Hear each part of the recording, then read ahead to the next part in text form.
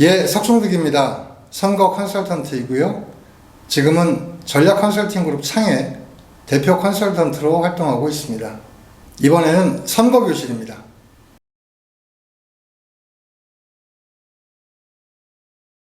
전략 컨설팅 그룹 창이 함께하는 실전 선거교실 22번째 시간, 유권자 생각 읽기 2. 뭘 물어야 돈 되나 편 시작하겠습니다.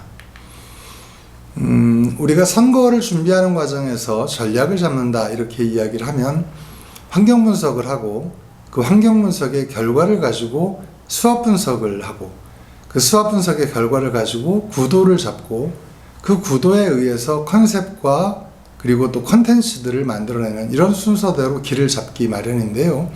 여기서 얘기하는 환경 분석은 아주 크게 이야기하면 정치 지형을 분석하는 일, 그리고 여러 가지 이슈들을 분석하는 일, 그리고 유권자를 분석하는 일. 오늘은 그중 유권자를 분석하는 일에 대해서 같이 이야기 나누도록 그렇게 하겠습니다.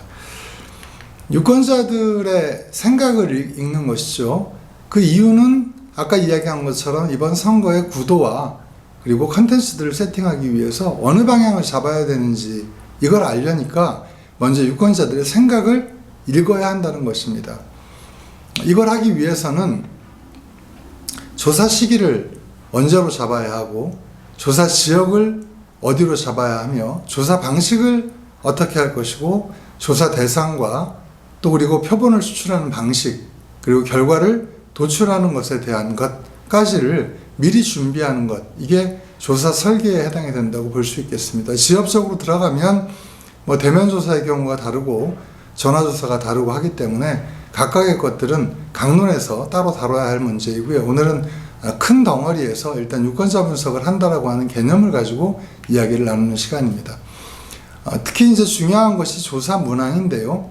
이 조사 문항은 크게 나눠봤을 때 정치 환경에 대한 평가와 전망, 그리고 후보에 대한 유권자들의 인식, 그리고 정책에 대한 유권자들의 욕구입니다. 이 중에서 제가 앞서 말씀드린 것처럼 분석이라고 하는 것은 정치 지형을 분석하고 그리고 정책 지형을 분석하고 그리고 유권자를 분석하는 일인데, 정치와 정책은 상당 부분 문헌조사를 통해서 이루어질 수가 있습니다. 그래서 정치에 관련된 것도 선거를 그동안 어떻게 치러왔는지 이런 것들은 주로 자료를 토대로 뽑아볼 수가 있겠고요. 정책과 관련된 것들은 주로 지금까지 나왔던 여러 가지 기사 그리고 관공서들에서 발행한 여러 가지 발행물들 이런 것들을 토대로 해서 보통은 책상머리에서 많이 정리를 해냅니다. 하지만 유권자의 생각은 사실은 책상머리에서 알기가 매우 어려운 것이죠. 그래서 유권자들의 생각을 읽는데 유권자들이 가지고 있는 정치에 대한 생각이나 정책에 대한 생각도 한꺼번에 묻기 때문에 분석을 할 때에는 경쟁 후보와 후보의 어떤 인식차만 분석하는 것이 아니고 지금 얘기하는 정치에 대한 생각이나 정책에 대한 생각까지를 함께 물어볼 수밖에 없다라고 하는 것입니다. 첫 번째로 정치 환경에 대해서 어떤 것들을 물어볼 수 있겠는가. 현 대통령의 국정수행 평가, 이게 좋다면 여당에게 유리한 선거가 될 가능성이 크고, 만약에 현 대통령이 별로 인기가 없다라고 하게 되면 야당한테 유리한 선거가 될 수 있겠죠. 주요 정당의 정치활동에 대한 평가, 그리고 지역 광역단체장의 직무수행 평가, 그리고 지역 국회의원의 의정활동 평가 같은 것들도 전부 정치환경 평가의 문항 주제라고 볼 수 있겠습니다. 그것 외에도 본격적으로 이번 선거와 관련해서는 이번 선거의 의미는 뭐냐, 경제를 일으키는 선거냐, 민주를 회복하는 선거냐, 우리 지역의 여러 가지 발전을 위한 선거냐, 아니면 그 중에서도 가장 중요한 이 사안을 해결하는 선거냐, 이런 것들에 대해서 우리 유권자들이 어떻게 생각하고 있는지, 결국은 시대정신을 읽어내는 일과도 다르지 않다, 이렇게 설명을 드릴 수가 있겠고요. 또 현재 지지하고 있거나 상대적으로 선호하는 정당이 어디인지, 또 선거 출마 예정자 간의 가상대결은 어떻게 나오고 있는지, 또 선거 투표 의지가 어떠한지, 투표를 꼭 참여할 것인지, 아니면 이번 투표는 재미없으니까 안 하겠다고 할 것인지, 이런 것들을 물어보는 것들 역시 정치환경 전망에 대한 문항들이다, 이렇게 설명을 드릴 수가 있겠습니다. 후보에 대한 유권자 인식 문항이 있습니다.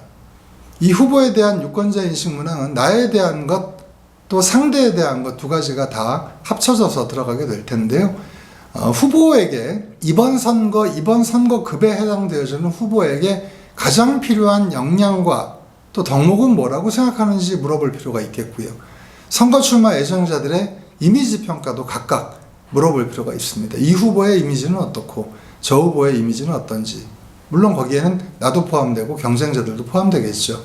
선거 출마 예정자들에 대한 인지, 알고 있는가, 그리고 호감, 이 두 가지에 대한 평가도 이루어져야 될 것입니다.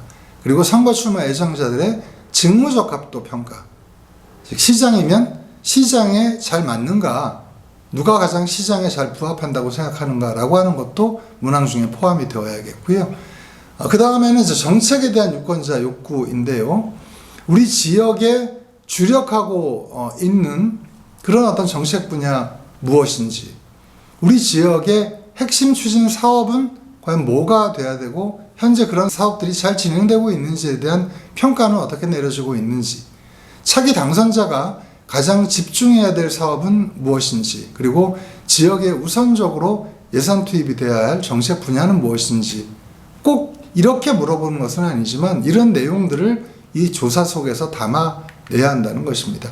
따라서 이것은 서베이로 진행이 되기도 하고요. 특히 전화 서베이로도 진행될 수 있겠지만 지금 제가 말씀드린 것만 하더라도 문항이 워낙 많습니다. 그러니까 이것을 전화로 물어보는 데 한계가 있다는 것이죠. 그래서 이런 내용들을 전화로 물어볼 것인지, 아니면 직접 대면해서 물어볼 것인지, 아니면 외부로 물어볼 것인지, 각각의 조사 방법들이 가지고 있는 특징과 장단점이 있다는 점에 유의해서 이런 조사들을 진행하고 그 조사 진행된 것을 분석해서 전략에 반영할 수 있도록 하는 것이 중요하다는 말씀을 끝으로 오늘 이야기 끝내겠습니다.